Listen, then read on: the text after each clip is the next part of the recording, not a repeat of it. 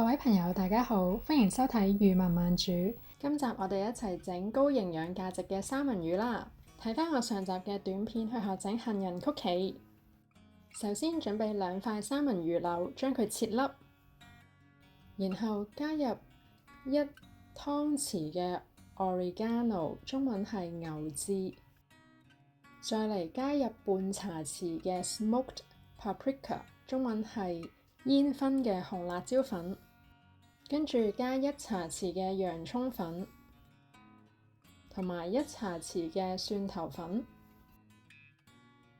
，1/4茶匙嘅鹽，同1/4茶匙嘅黑椒粉，攪拌均勻，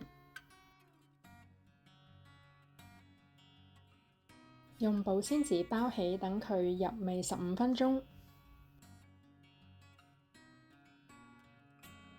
與此同時，可以撈定個醬先。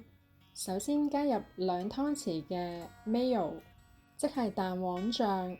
我用嘅係 avocado oil mayo， 即係牛油果油嘅蛋黃醬。跟住加3茶匙嘅 sriracha 士拉叉醬，係加州呢邊都幾出名嘅酸辣醬。鍾意嘅可以加多1至2茶匙嘅 coconut aminos 調味，攪勻佢。加2湯匙嘅橄欖油去開平底鑊，然後將醃好嘅三文魚攞落個鑊度煎，煎得七七八八之後就可以上碟啦。我將佢配搭印度米同埋波斯青瓜一齊食，灑啲葱花喺上面做裝飾，配搭埋頭先啱啱調好嘅醬一齊食。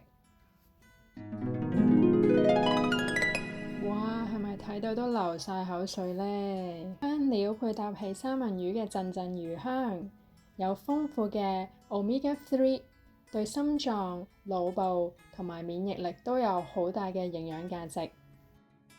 多謝收睇，下集再同大家整嘢食啊！